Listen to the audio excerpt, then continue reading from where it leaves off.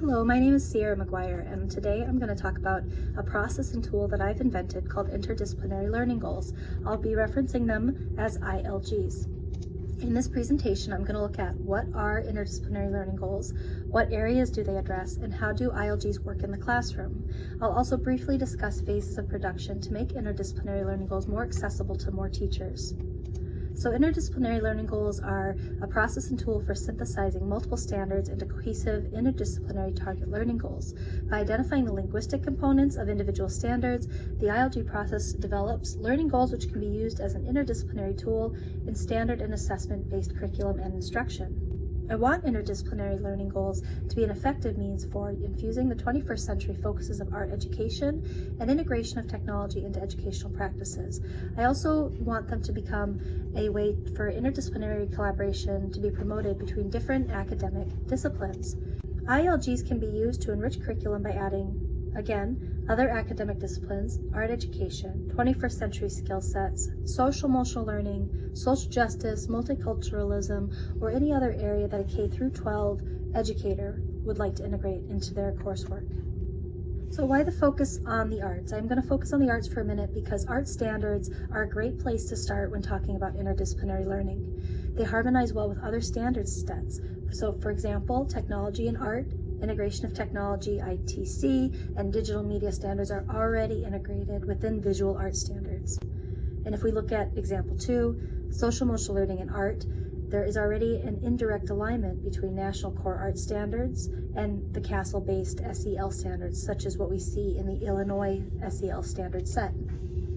So art is actually a wonderful vehicle for supporting competitive interdisciplinary education, and providing adequate training in ITC and in media arts integration is a critical step to supporting the collaboration of the arts into other content areas. So I'll be using ILGs as a way to show how art and other topics such as ITC can easily be integrated into other academic focuses due to the language of the standards themselves. When we look at promoting interdisciplinary curriculum and instruction, there are a couple challenges we have to pay attention to. For example, in the US, there is a lack of universal policy supporting student access to the arts. This can hurt the interdisciplinary nature of arts education. Interdisciplinary education subjects are already struggling within a largely disciplinary education system, so ILGs is going to try to level that playing field. Interdisciplinary learning goals will actually encourage teachers and students to access different areas of knowledge to collaborate and deconstruct in the pursuit of forming new clusters of knowledge, an idea that I've adopted from William Condi's studies of how arts and the humanities are naturally interdisciplinary. So how do ILGs work? The process for creating interdisciplinary learning goals synthesizes linguistic components of different standard groups. The goal, again, is to generate ILGs, which can be used to create standard and assessment-based units of study that are cross-curricular. Ultimately, I would like to make ILGs accessible to educators through the development and production of an auto-generative app. When I'm building ILGs for a unit of study, I'm going to use a 2-week unit of study as an example. I want to first show that we can start by selecting standards in areas we want to address. For example, we could look at choosing an academic discipline, integrating technology, arts education, social emotional learning standards, and 21st century skill sets. In phase 2, we would want to find commonalities between those standards we selected. So here I'm showing how to utilize a standard crosswalk process to identify common linguistic features between the different standard sets. And if I look at all of these standards together, I see a number of common nouns and verbs such as create, diverse perspectives, describe, analyze, cultural, research. These terms show up again and again in the different standards. I can then use the nouns to help guide me in selecting content, subjects, and big ideas within the standards, and I can use the verbs to direct the actions, which will tell us what the standards would like us to accomplish. So I'm going to utilize the language of the standard sets to create unique ILGs which reflect the standards while aiming to develop 3 to 4 target learning goals that are interdisciplinary in nature per unit of study. So if I'm developing a unit of study, I would recommend to make it standard and assessment based. We can make it standard based by going back to the language of the standards themselves. And to make it assessment based, we can look at examples like the cycle of inquiry. We can look at the understanding by design framework. There are other great resources out there such as Maria Nielsen's 15-Day Challenge, which can help us to integrate these into a cohesive unit of study. But if we look at understanding by design, it instructs us to choose those standards and learning outcomes first. So we can do that with ILGs. We can develop assessments to measure student achievement of learning outcomes around those standards, and we can choose learning activities to reflect the standards and assessment-based content. If we look at the cycle of inquiry, we can build off the UBD framework by creating formative and summative assessments to gauge student mastery and learning, select exemplar texts and resources that reflect again our standards, and choose individual and collaborative activities so that students are working together to explore these standards. If we want to use that data effectively, we can look at that data to gauge overall student mastery, identify struggling students, as well as plan enrichment opportunities and intervention opportunities for our students. We can modify instruction as we go to meet student needs, and we can also use data for assessment of unit efficacy. In fact, building ILGs into a framework like this will also help us to gauge the efficacy of the ILG process itself. So here's an example of a standard crosswalk for 8th grade. It's got social studies, social emotional learning, and visual arts. And you can see that if I look at all the standards, explain shows up, for example, 28 times. Analyze or analysis shows up 24 times.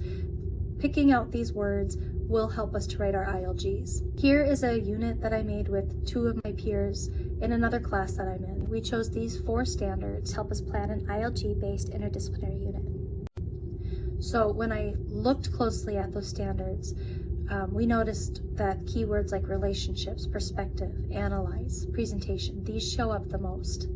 And so using this, we developed these 4 very specific interdisciplinary learning goals for our unit. The big ideas are analyzing, relationships, students are presenting, students are investigating personal experiences.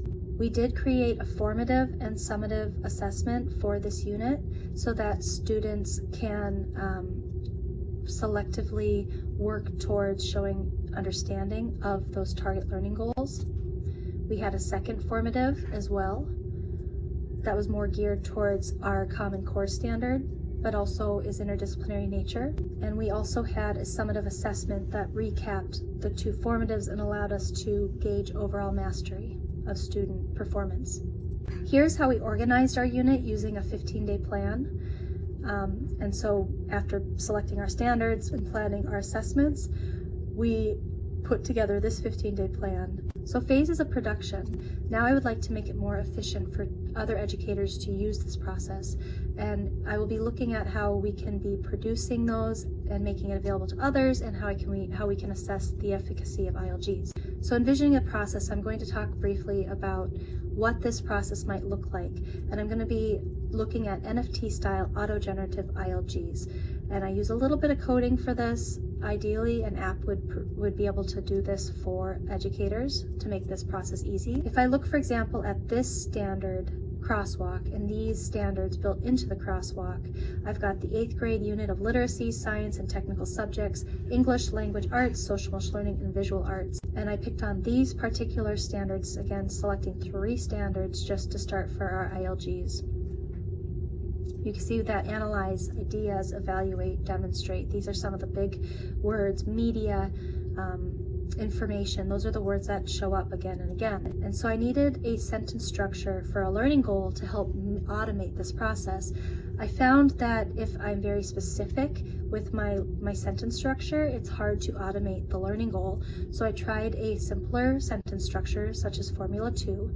And it was much easier to produce a learning goal this way and reproduce those learning goals again and again. When I put that sentence formula through the HashLips, it's actually the HashLips Photoshop code, which is an open source free code that you can use through Photoshop, I was able to reproduce multiple ILGs. Now, the more ILGs I use, the more data that I put into the program, the higher the success rate. In terms of production, I would like to make this app available for iOS and Android users. I would like to design the layout using Procreate and Photoshop, and I would like to collaborate with perhaps another programmer to build the app itself. Wireframing the app is my next step, so I'll be drafting product designs, I'll be looking at how users will navigate the app. I need to make a prototype. I also need to consider what algorithm type I will be using. Phases of production also include assessment. How do I know if this process works? So I do have 2 inquiry questions to help me gauge the efficacy of the process. One is, how do ILGs increase the extent to which K-12 educators increase their range and integration of subject matter beyond their discipline? And what are the effects of ILGs on promoting interdisciplinary education in K-12 classrooms?